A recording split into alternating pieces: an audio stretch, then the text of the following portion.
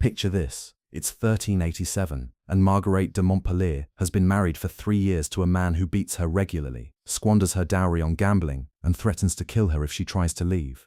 She has no legal right to divorce, no property in her own name, and nowhere to go that wouldn't expose her to worse dangers than staying.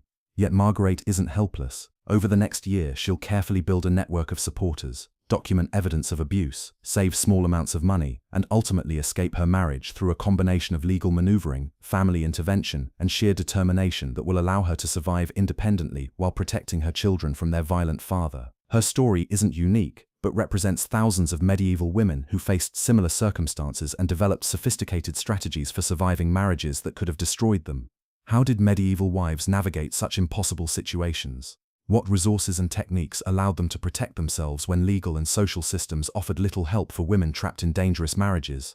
The reality of medieval marriage survival involved complex strategies that required intelligence, patience, and extraordinary courage to navigate legal systems, social expectations, and family dynamics that were structured against women's independence, while still finding ways to protect themselves and their children from genuine dangers. Medieval wives weren't passive victims, but resourceful survivors who understood their circumstances and developed systematic approaches to improving their situations within severe constraints.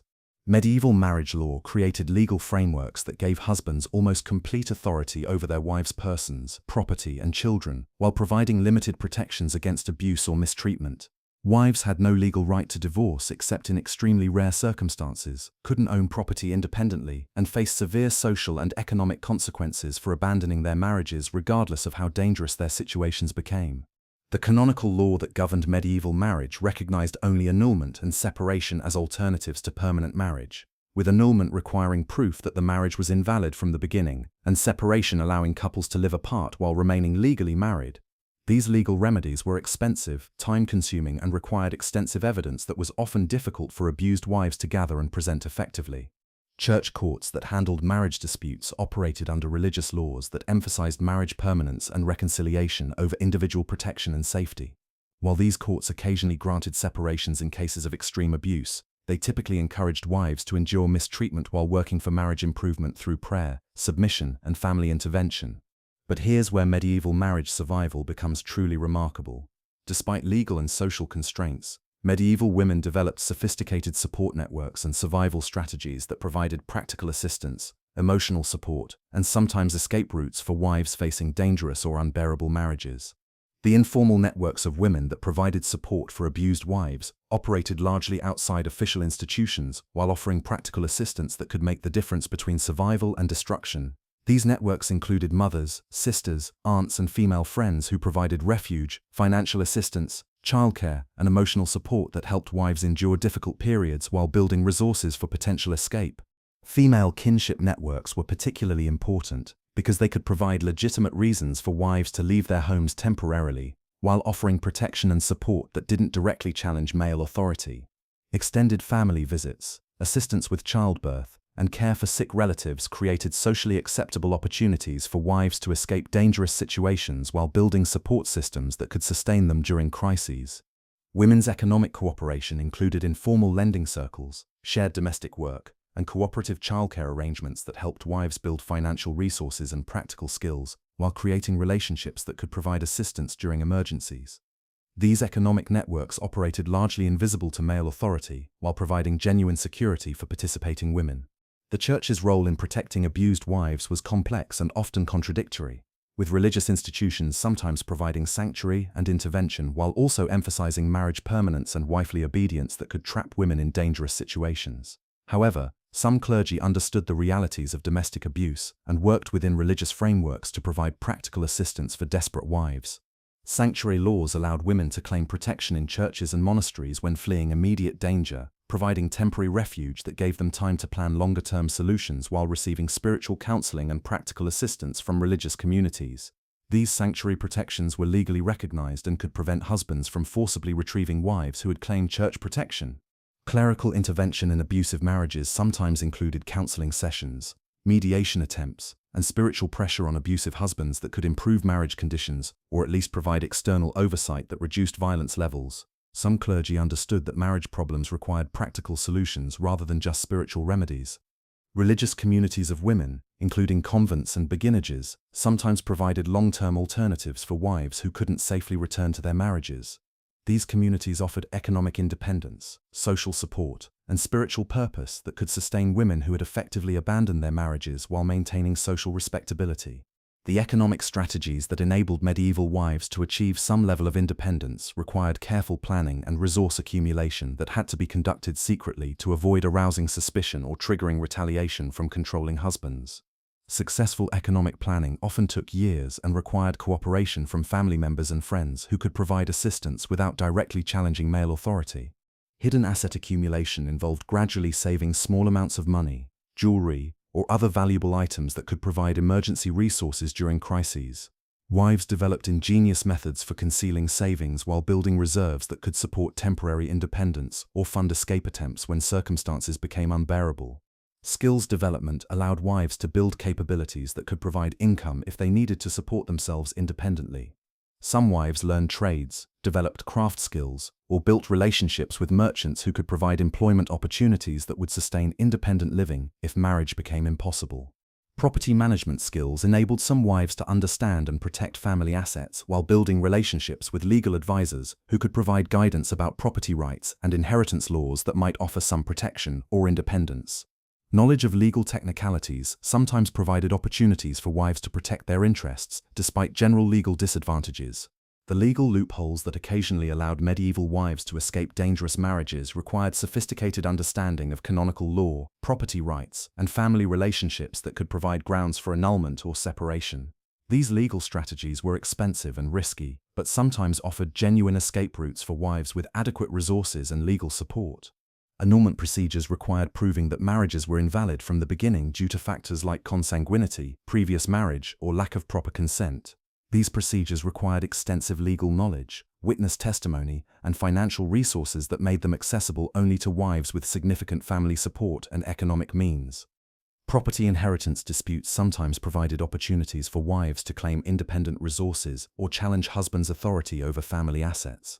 Wives who understood inheritance law and maintained relationships with their birth families could sometimes use property disputes to gain some independence or protection from abusive husbands.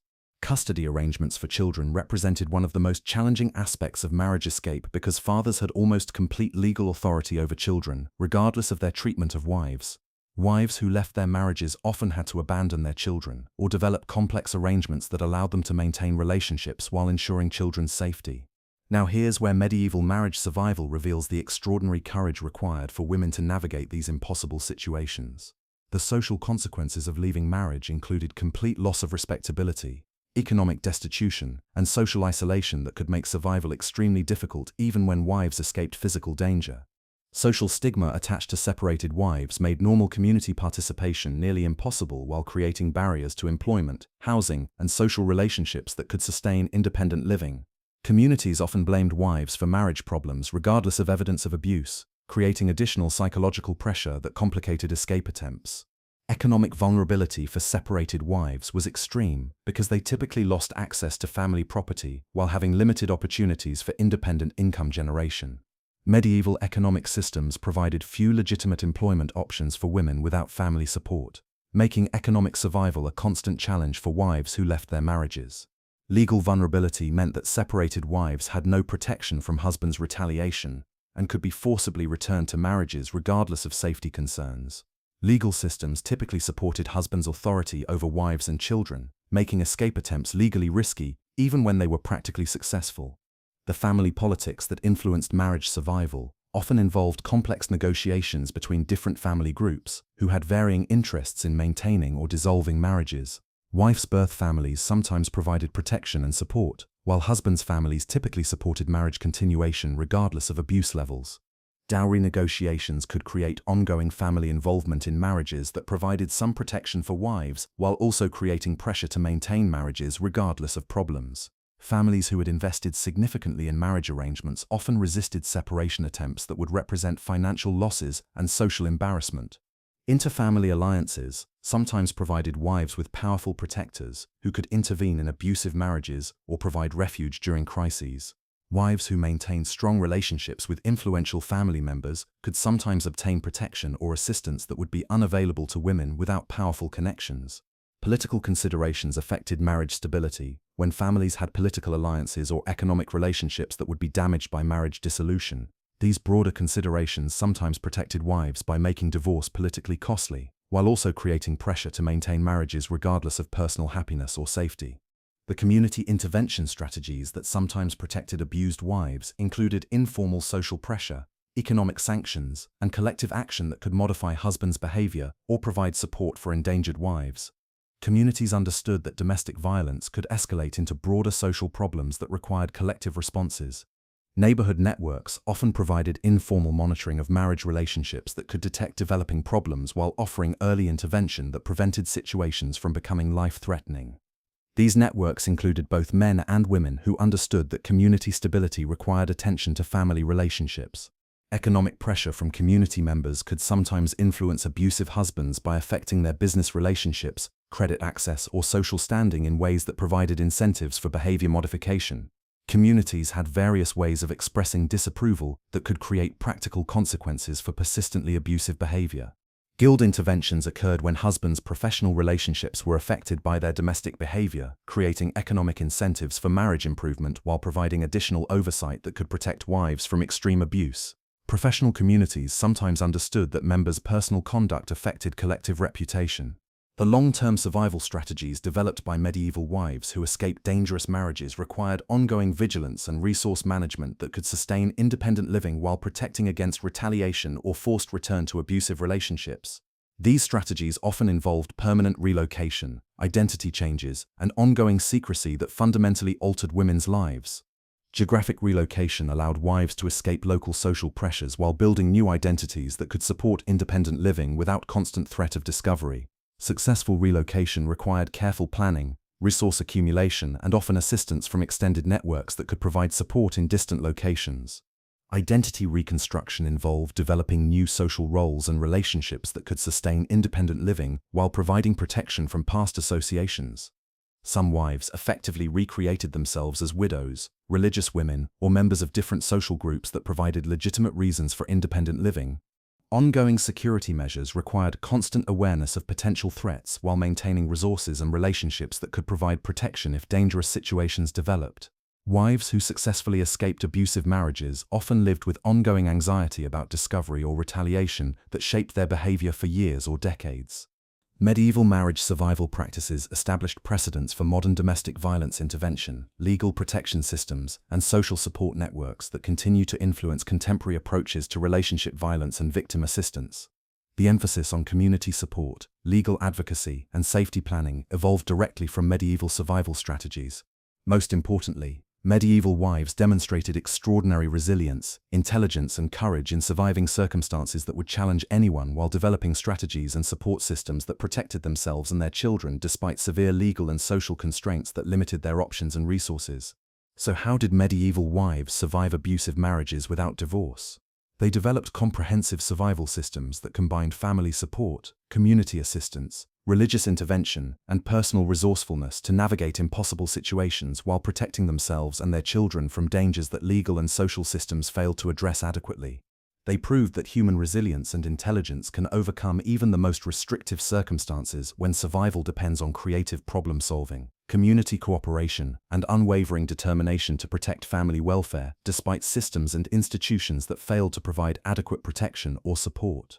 The next time you appreciate modern legal protections for domestic violence victims, or take divorce rights for granted, remember the medieval wife who survived abuse through intelligence, courage, and community support, while developing strategies that saved her life and protected her children in a world that offered little official help for women facing impossible marriage situations.